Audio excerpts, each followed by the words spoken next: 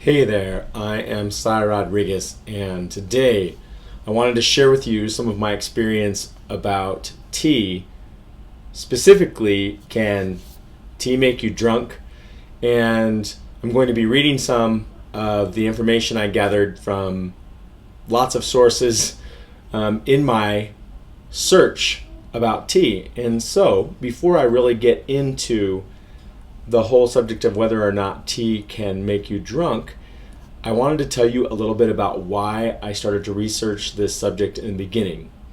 And the reason is because I am a huge tea addict, and I'm not proud of that. Although I like tea a lot, there's a reason I'm not proud of it, and that's because I don't feel like I really have control over that habit. Now, I am able to quit pretty much at will when I want to by saying, okay, I'm not going to have it for this amount of time. And that's fairly easy for me to do. But that being said, if I allow myself to drink tea, then I don't usually moderate that very much. And I go overboard and I end up experiencing all of these negative side effects.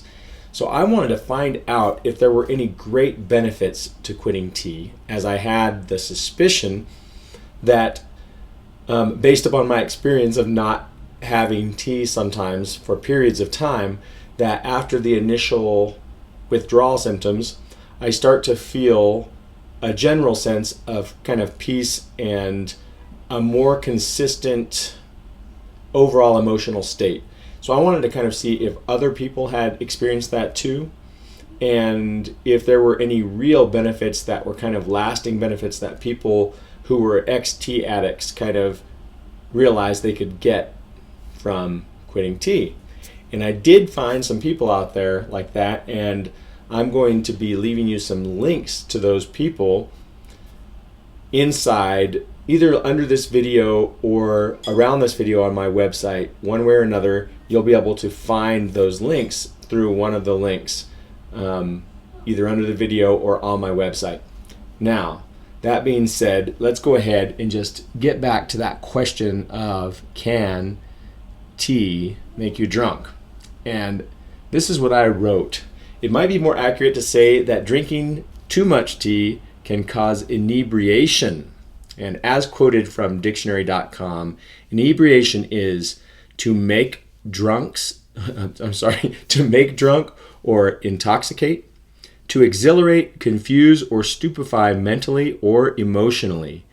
And that's kind of something I can relate to, is just basically being overly euphoric sometimes, and not really having a stable way of thinking about things, like maybe making decisions that I wouldn't even normally make, to when I'm like strongly influenced by tea. And I know others have experienced that as well. And as stated on tviva or vivre.com, if you drink too much strong tea, it has the repercussions on your body similar to drinking too much alcohol. For example, you may be troubled by tinnitus, a persistent ringing in the ears, or experience dizziness and fatigue. Also, if you drink tea on an empty stomach, you will not only dilute gastric juices so that you aren't able to digest foods as well, but the high absorbency rate of water in the tea will also cause your body to absorb caffeine easily, causing you to experience dizziness, stress, and possibly even neurasthenia in your hands or feet. Now, the definition of neurasthenia, the way that it's described makes me think that for your actual legs or arms, it's kind of like having a restless hands or restless feet syndrome. And I can relate to that, and I think a lot of people who have had caffeine in general can relate to that, especially when you're trying to fall asleep. Sometimes if you overdo it, you'll feel like your body parts want to move, or like they cramp up and they don't feel comfortable. So anyways, that's part of what I would relate what they're saying to. And I did find an interesting article by a self-proclaimed tea addict named Keegan Tangkok Tan at Quora.com, and I've left a link for that for you as well. Those things being said, if we just talk about tea in general, my particular take on tea is that, of course, it's not a bad thing overall, and there are definite benefits of drinking tea. There are also side effects of drinking tea, and so both are real. And if you're going to choose a habit, even an addiction, then tea would be on the list of the possibly good addictions, or at least addictions that are less harmful than others, with some benefits for sure. So some of the things, though, that people reported having experienced from not having tea anymore, from actually quitting, were, first of all, freedom from addiction, better sleep, better mood, decreased anxiety, fewer headaches, and whiter teeth. Another one was increased productivity, and that's as a result of not spending time purchasing and indulging, and also probably as a result that some people had claimed of better concentration, and a general sense of more constant well-being. And that's where I can relate the most. Whenever I take a break from drinking tea after a few days, I start to feel better on a consistent basis. And I'm less irritable, for example. And there are some others who have written about the benefits of quitting tea, which I'm also linking to for you in this article. And in defense of drinking tea, for those of you out there who are thinking right now, this guy's an idiot, and doesn't he know the science about the benefits of tea? And there are positive associations related to drinking tea when it comes to things like atherosclerosis, Parkinson's disease, kidney stones, heart attacks, blood pressure, ovarian cancer, and osteoporosis. Those particular conditions, they all are positively associated, or they seem to have tea drinking seems to have a positive effect on those conditions. So that is a little bit about tea that you may or may not have known. But if you are like me and you're just looking to be the best that you can be in every way, and you're trying to perform at a high level, you may be considering drinking tea or quitting tea. For me, I'm considering quitting tea, because for me to be able to feel myself 100%, to feel my emotions, and to be able to have a steadiness in my life is important for me. And I've noticed that it's kind of hard for me to regulate myself when I'm drinking tea, and I drink a lot of it. So I'm not ready to quit tea. I'm not even sure if I'm going to completely give it up, but I am considering giving it up completely, and I will keep you posted about that. Some other important and interesting facts that you might want to know about tea, and these are important and at least interesting. I'm going to go ahead and read some of those off to you right now. And at medicaldaily.com, I found out about a compound tea bags are treated with called epichlorohydrin, which is a known carcinogen. And I've added a link for you to check where a person has already done the research on some companies that use tea bags that are free from epichlorohydrin. And if you want to correct me on how to say that right, then please do.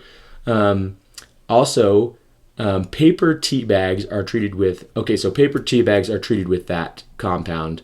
And I quoted where that came from. Now, it's also known that many teas are likely contaminated with pesticides in amounts that exceed U.S. tolerances. And there is a company called Glaucus Research Group that has analyzed some of the popular tea brands' teas and found excessive amounts of pesticides in organic and non-organic brands of teas.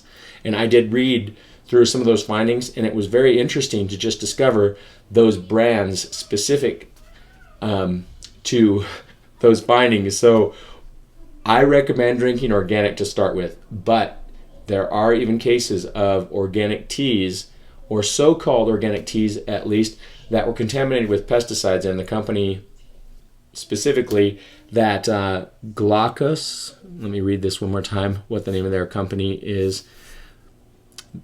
The Glaucus Research Group. Yep, Glaucus Research Group, GLAUCUS UCUS, found that one of the popular organic tea brands, they kind of like had trained their employees to say a specific line or bit of information about how their teas were the top quality and not contaminated at all. And those teas got tested, and there was a very high percentage of them that were contaminated with these types of pesticides that were in amounts that exceeded what would be considered tolerated, even in non-organic foods. So organic doesn't always guarantee the best. But that being said, organic is definitely a lot safer in a general sort of way than non-organic, because at least you know that the people who are making the organic teas are supposed to follow guidelines that don't allow for these certain types of pesticides to be included in their growing process. So something to consider. And here is a last important fact that will put things in perspective for you about how dangerous tea can be. And you can laugh at this if you want to. 10 grams of caffeine could kill you or cause severe side effects, as quoted from WebMD.com. But here is the good news, is that it would take about 111 cups of black tea to get 10 grams of caffeine. So you're going to really have to work hard at killing yourself by overdosing on caffeine by drinking too much tea. It's almost impossible to do. Like we discussed, there are some benefits to drinking tea, but you might want to quit if it's not helping you in your life, or if it's a serious problem and serious addiction for you, and if you're feeling drunk too often to the point where you can't function at optimal levels, and you want to function at optimal levels, which is what I think I want to do, even though I love tea, like I said. So I'm going to go ahead and leave you with that. I hope that you enjoyed this video, and I would love to hear anything that you have to say regarding your experience with tea, or whatever you can think of related to health in general. So thanks for watching, and I will see you in the next video.